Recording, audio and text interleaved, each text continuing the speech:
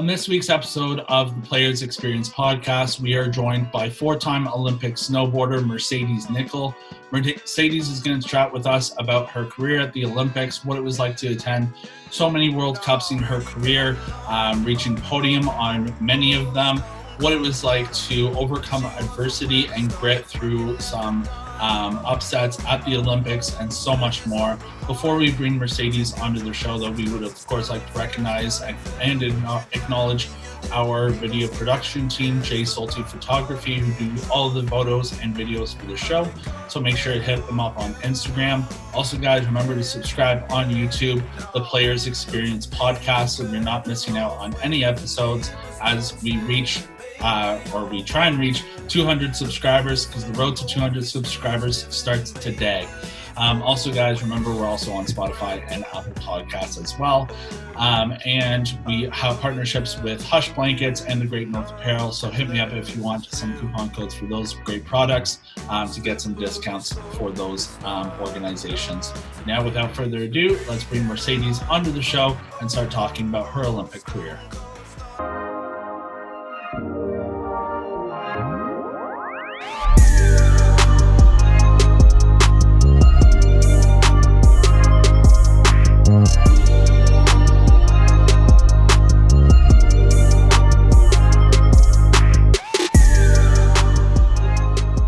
Mercedes, how's it going today?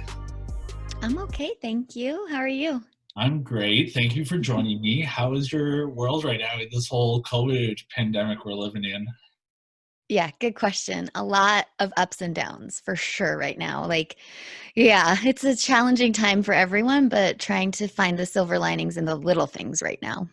Yeah, exactly. That's all we have to do. And hopefully sooner than later, but who knows, at this point, we're already a couple months into 2021, but hopefully we can find the vaccines are already rolling out, but hopefully things will just start going back to some normalcy by the end of the year for sure. Yeah, I miss going out with friends. Yeah, tell me about it. I mean, the stay-at-home order, so I'm in Ontario, so our stay-at-home order just ended.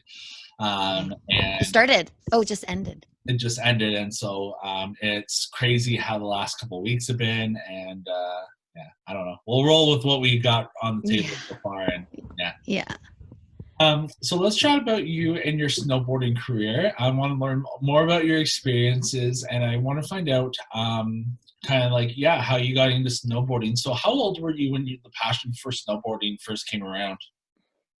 Okay, so snowboarding really came into the limelight for the world in the mid-90s, and I grew up as a skier. My dad was a skier. He was supposed to go to the Olympics for England, but he broke his leg. So we were an avid skiing family, and then in the mid-90s, this new thing came about, and I was like, all right, I've kind of skied everything on Whistler and Blackcomb.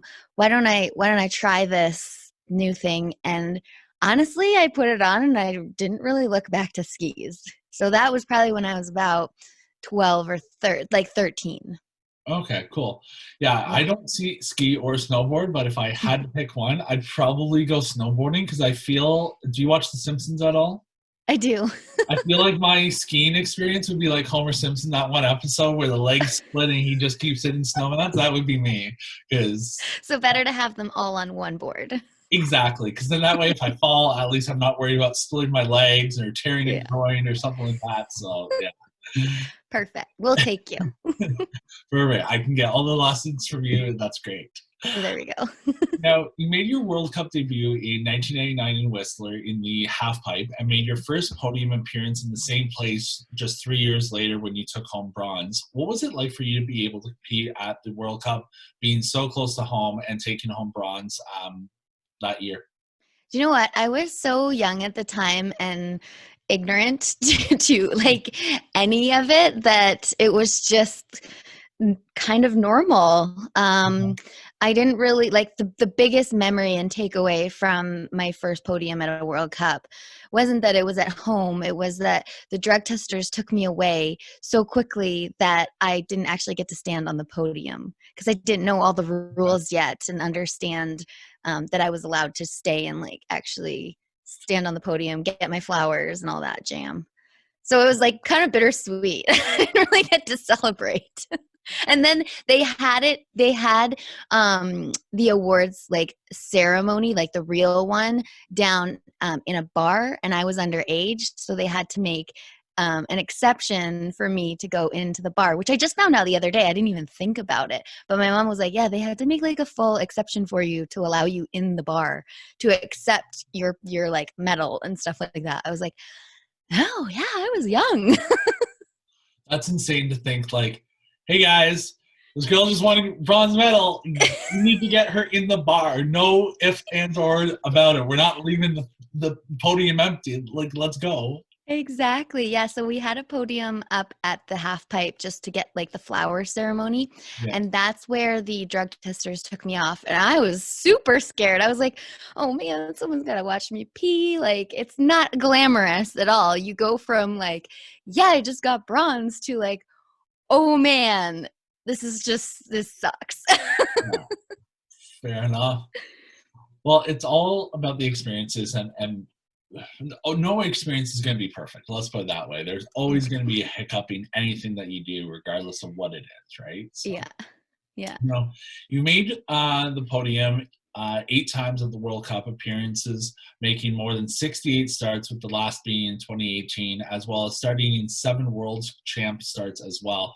How much work and dedication goes into those competitions at those World Cups and placing onto the podium each time? Oh my gosh. So much so that you don't think about it until you're retired. It's just you're just a machine and you just keep going and you're on to the next and on to the next contest and you're always training. For me, when I was competing and training, all I cared about was being on snow. I kind of started at a time where we weren't really in the gym yet, and doing all of that, and I was just like, I'm a snowboarder, I just want to snowboard, and I would do anything I could to stay on snow. So for instance, we would travel around all winter to the World Cup competition stops. We'd be on snow. Preseason, I would drive down to California because Mammoth Lakes had the first half pipe open, and I would be on snow there. And then in the spring, I would be back in California because they would have a longer season. And then in the summer, I would be at Mount Hood, Oregon, because they had a half pipe there and they had sun and snow. And honestly, I had probably had like 1 month off snow all year. So it's just a lifestyle and you choose it. It's your choice. And if you love it, it's just what you're going to do. That's great. Now, out of those 8 appearances, one must have stuck out as your favorite overall. Is there one that like has that kind of memory or that experience for you? It's funny. It wasn't a podium that I had my most favorite experience that I remember. It was a fourth place, which is always like the most painful, right? Um, but you remember those ones. I placed fourth in 2010 at the Euro X Games. And at those games, it was right after the 2010 Winter Olympics where I placed sixth. And I landed a brand new trick that I had never put in competition before. And that one, I was like so proud of myself to get this trick for the first time and landed in competition. And that's the competition that I think of all the time. And I didn't podium, but I was so proud of myself.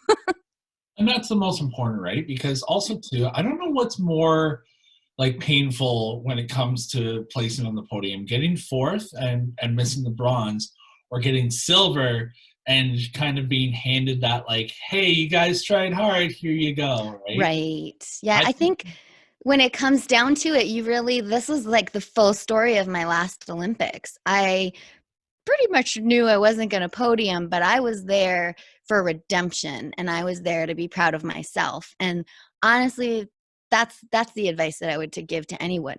You don't want to be on a podium and be like, I didn't really try my hardest, you know? And so I think when you put everything on into it and into you, then you are the most proud, and that's what you get out of sport. exactly, and that's the most important aspect of competition, I find as well. Now, outside of the World Cups, you've made appearances at 4 Olympic Games, including Turin, Vancouver, Sochi, and Pyeongchang. How was the mentality like for you to be able to represent Canada 4 times on the biggest sports stage out there? It changed. It changed every time. The first time I was at the games, I think I was 22 and I didn't even know anything about the Olympics. It was never a dream of mine to go to the Olympics. It was just the next contest to go to that everyone was going to be at. And so at those games, I really understood what it was to represent Canada. And then I had fallen at those games and was supposed to like make it to the finals, crashed, like tears, everything. I was like, okay, I get it. Like the maple leaf in Canada, I love it. And then I was like, I gotta go again. Gotta get back there. I gotta go again. And it's like so far apart. 4 years. It's like so much life, especially when you're young. You're just like, oh my God.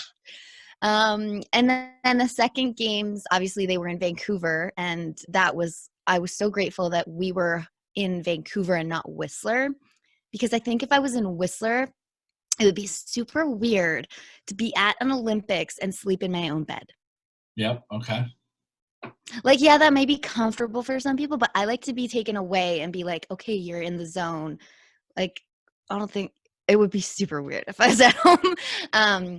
And those games were great. I ended up sixth and I was so happy. But then I had some mentors be like, well, how do you think you could do the next games? We think you could do better.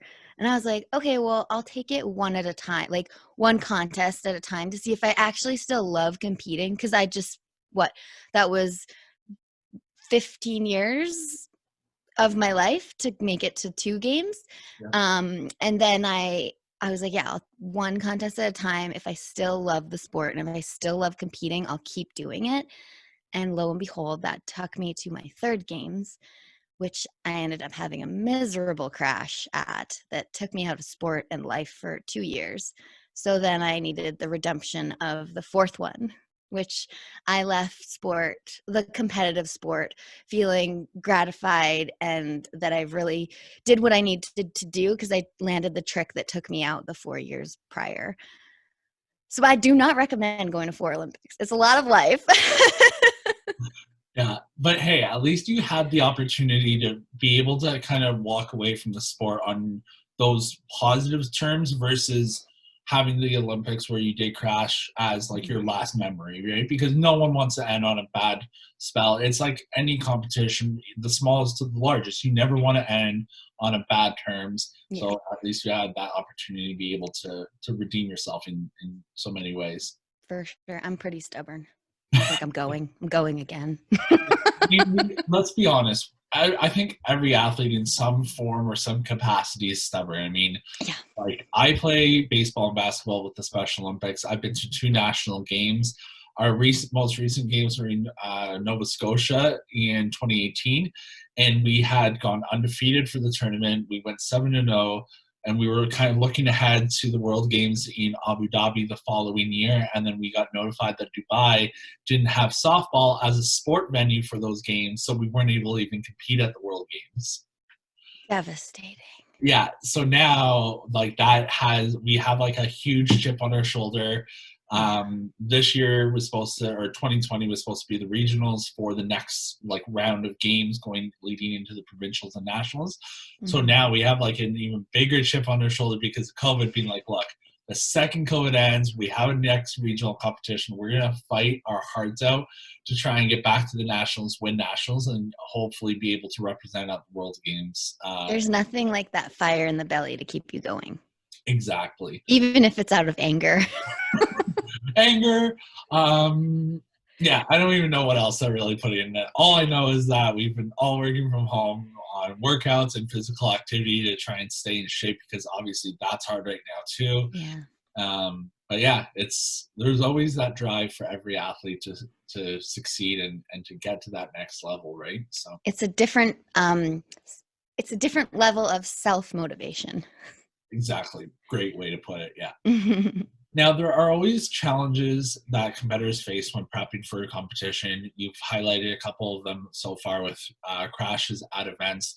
Has there been one big challenge that you've had to overcome ahead or during a game or a competition that you've kind of overcome it? I think the most, like you just kind of touched on, the like reaching a fourth Olympics and then hitting your trick that took you out. But Mhm. I think that speaks to itself, the volume of adversity that you had to overcome. But is there another one maybe that highlights Yeah, for sure. There's this one's more about like grit. So the crash that I had at the 2014 Winter Games in Sochi, Russia, um, that happened in practice. Okay. And so I had probably 10 minutes before my actual competition run to take all the Advil possible that the doctor gave me at the bottom. Um, it was my hip that had hurt the most. So I had the physio tape up my hip so that I could compete. And I just remember, sorry, I remember hiking up to the top of the half pipe, which is like maybe like 20 steps up, using my snowboard as a crutch because I couldn't put weight on my foot, not knowing I had a black eye coming in and I was concussed, to compete. And I had tears in my eyes because I was in so much pain. Uh, and all I wanted to do was compete at the Olympics. So that was a moment of real perseverance and just grit, really. And then we get 2 runs. So my first run, my score was very low and my amplitude was very low, which doesn't help when it's a judged competition. And so I went up for my second run and I stood up there and I was, again, tears. Like, we wear goggles, so you have like this foam here which can catch the tears because there's in so much pain. But I also had that epiphany of, look, Mercedes, you are not going to be able to walk after this. So give it your all and just leave like that. And I did. I went out and I pushed through the pain. And every second that I was in that half pipe, which is probably like 30 seconds long, hurt. And I just went for it. And I ended up unfortunately crashing again. So that ended that Olympics. But I look back, and if I had known I was concussed, maybe I wouldn't have competed. But just understanding what is possible mentally as well as physically to get through something like that is something that I look at, and a lot of people probably wouldn't have competed. And then a lot of people definitely would not have tried to go to another Olympics after 2 years of not, like, barely being able to walk. So that's a moment that I really do. I don't think about it often, but I'm proud of being a strong woman in that sense.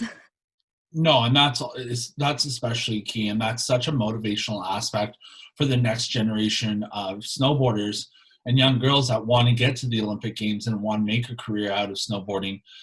Just to show like the adversity that you had to overcome to be able to, yeah, like go to the next Olympics. And while he said, yeah, 4 Olympics, that's 16 years out of your life, and the competitions and the training, but after you look back at it all, it's all worth it, right?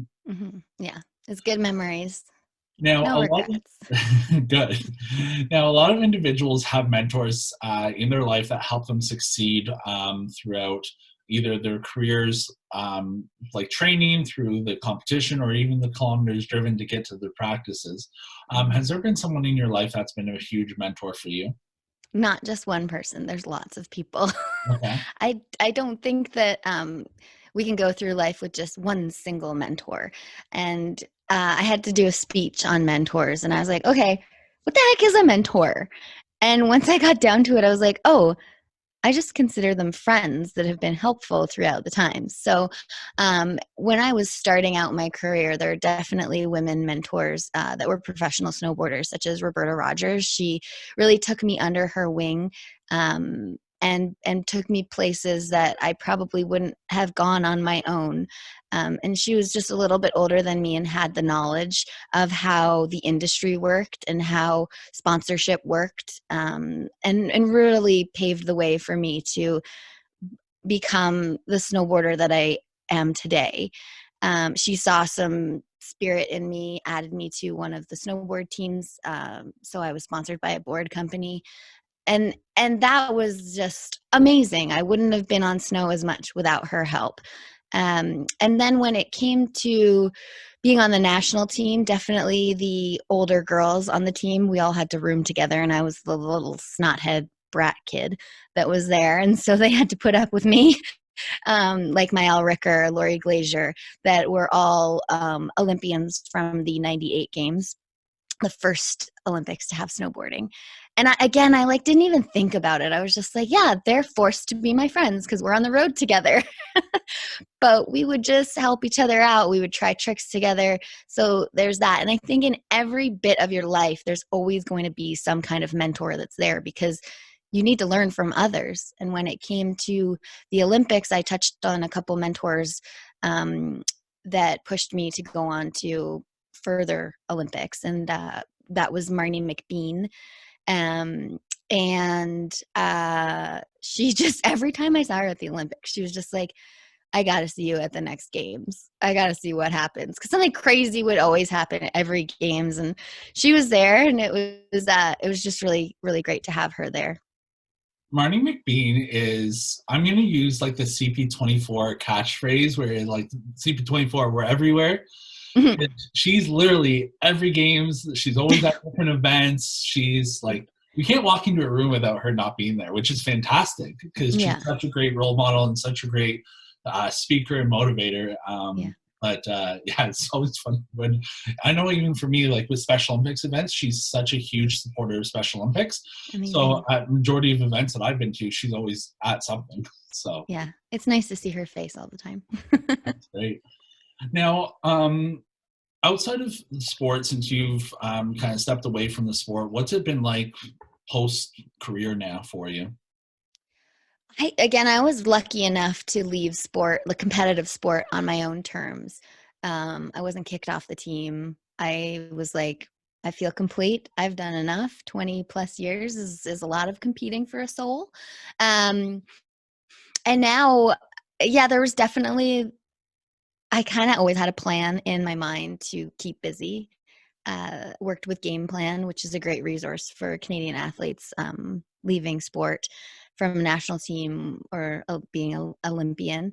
And yeah, it was just to keep busy. So I had jobs going, and snowboarding will always be part of my life. Like, I'm about to go snowboarding now. So I'm lucky that my sport is a lifestyle sport that I will do for life. Whereas I can't say so much for the bobsledders. Not sure that's a lifetime sport. But no, I'm really grateful. And again, it really comes down to how I exited sport. I feel very confident with the way I exited, but I'm still very involved in sport. I would just left the board of Athletes Can, and I'm also chair of the Athletes Council for Canada Snowboard. So I'm still definitely in.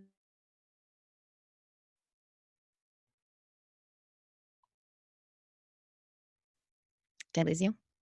Sorry, yeah, Sometimes this happens. there we go. We're There you back. are. Sorry, I you cut out halfway through.